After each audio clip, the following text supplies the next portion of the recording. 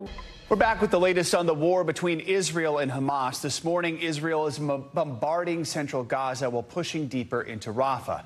The attacks come as the Red Cross warns that its field hospital in Rafah is at a breaking point following a surge in casualties and injuries from recent Israeli attacks.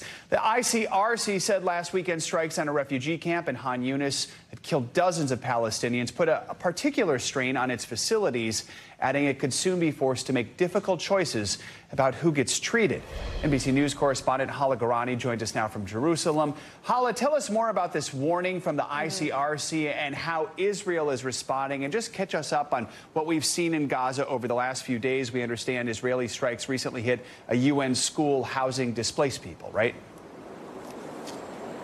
Right. Well, actually 8 schools in the last 10 days, and according to the UN, 6 of those schools are UNRWA schools, that is the refugee agency for the UN inside of the Gaza Strip, saying that this has caused hundreds of casualties over the last several weeks.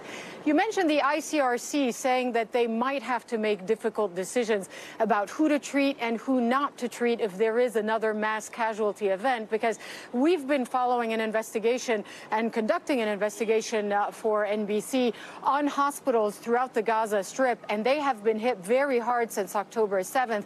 Very few are still fully functioning. The only fully functioning hospitals in the Gaza Strip are in the southern part of the besieged enclave, and they are field hospitals. So when field hospitals start saying that their operations are not able to keep up with the flow of mass casualty events, that is very concerning, as the death toll in the Gaza Strip, Joe, is nearing, according to the Ministry of Health, 39,000 people. Hala, let's talk about the U.S. response. The U.S. is taking down the pier it built to bring much-needed aid into Gaza. So why is the U.S. dismantling it, and where does that leave humanitarian efforts?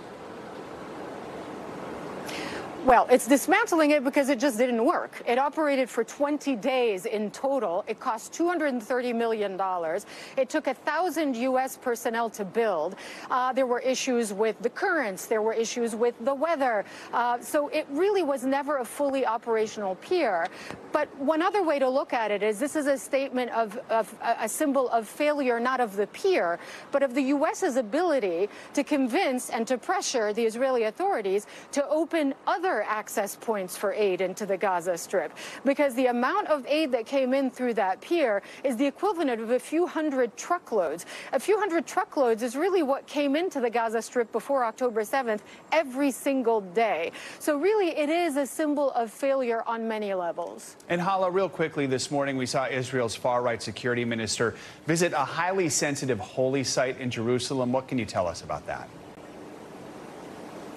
Right. Well, it's not far from where I'm standing now. I was not far from the Al-Aqsa Mosque compound in the Old City in East Jerusalem. And this is Itamar Ben-Gvir you're talking about. This is the far-right national security minister. Since October 7th, twice he has gone into the Al-Aqsa Mosque compound to pray, he says today, for the hostages. This is seen as an extremely provocative act. This is the third holiest site for Muslims that Itamar Ben-Gvir and his far-right allies believe should be fully accessible to Jewish Israelis. He has been condemned roundly by Palestinian groups and also by Jordan, it has to be said. I'm looking down there. The Jordanian Ministry of Foreign Affairs has said this has violated the sanctity of the site and that this is seen as a provocation. He was filmed praying with the Dome of the Rock. Everybody will know the Dome of the Rock, of course, in Jerusalem behind him. This happened a few hours ago, but as I told you, I was walking through the streets of Old Jerusalem today, and it was pretty quiet. So it did not cause any upheaval. Back to you. Hala, thank you so much. Thanks for watching. Stay updated about breaking news and top stories on the NBC News app or follow us on social media.